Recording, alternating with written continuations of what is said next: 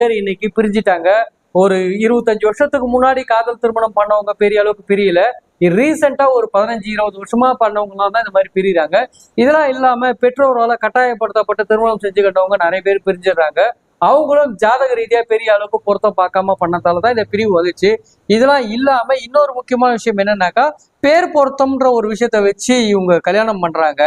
அதுவும் ஃபெயிலியர் ஆயிடுது. பேர் பொருத்தம் அப்படின்னாக்கா, நீங்க பிறக்கும் போது உங்களுடைய நட்சத்திரம் பார்த்துதான் உங்களுக்கு பேர் வச்சாங்களா?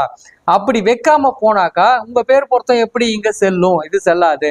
அப்போ ஒரு பொதுவா தோராயமா பார்க்கலாம் அப்படின்றதுக்காக பாக்குறாங்க. அப்படி கிடையாது. ஜோதிடத்துல பேர் பொருத்தம் பார்க்கறதுன்ற ஒரு முறை இருக்குது. அதை முழுமையா இவங்க பயன்படுத்தல அப்படின்ற காரணத்தாலதான் இது ஃபெயிலியர் ஆகுது. அதனால இதெல்லாம் முழுமையா இன்னும் ஜோதிடத்தை பார்க்காம இருக்கிறவங்களால பார்த்துட்டேன்னு சும்மா ஒரு ஃபார்மாலிட்டிக்கு சொல்லி இவங்களாம் ஃபெயிலியர் ஆகுறாங்க. ஆனா 100% இதெல்லாம் பார்த்தும் ஃபெயிலியர் ஆகிறதுக்கு வாய்ப்பே கிடையாது. முழுமையாக ஜாதக ரீதியான ஆய்வு, நட்சத்திர ரீதியான ஆய்வு, இதெல்லாம் இல்லாம தோஷ ரீதியான ஆய்வு, இது மூணுத்தையும் பார்க்கறவங்களுக்கு ஃபெயிலியர் ஆகிறதுக்கு வாய்ப்பே கிடையாது.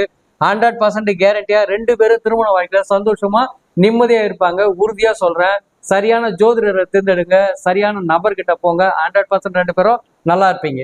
திருமண பொருத்தம் தொடர்பான மற்ற தகவல்களை அடுத்த பகுதியில் விரைவில் சந்திப்போம். தமிழ் வருட பரப்பு குறித்த தகவல்களை ஜெய்கணேஷ் பெற்றோரை நேசி யூடியூப் சேனல் மூலமாக தருகிறோம். கண்டு மகிழுங்கள். ஜெய்கணேஷ் பெற்றோரை நேசி யூடியூப் சேனல் மூலமா உங்களெல்லாம் சந்திச்சது ரொம்ப மகிழ்ச்சி. இது வரைக்கும் கொடுத்த ஜோதிட தகவல்கள் உங்களுக்கு பயனுள்ளதா இருந்திருக்கும். நீங்க கொடுக்கக்கூடிய ஆதரவு வச்சு இன்னும் நிறைய தகவல்களை தர இருக்கிறோம். அனைவரும் இந்த சேனலை கொஞ்சம் சப்ஸ்கிரைப் பண்ணுங்க. 100% உங்களுக்கு நல்ல தகவலை தரும். நன்றி. நிகழ்ச்சி ஏற்பாடு செய்து தந்த சேனல் உரிமையாளர் சக்தி ஜெய்கணேஷ் அவர்களுக்கு மனமார்ந்த வாழ்த்துக்கள். இவ்வளவு பணிகளுக்கிடையே நம்ம சார் நம்ம யூடியூப் சேனலுக்காக எவ்வளோ அரிய தகவலை தந்திருக்காரு. அவருக்கு மிக்க நன்றி. நமது சேனலை ஆதரிக்கும் அனைத்து அன்பு நேயர்களுக்கும் நன்றியும். அன்புடன் சசிகலா தனசேகரன், திருவண்ணாமலை. வணக்கம்.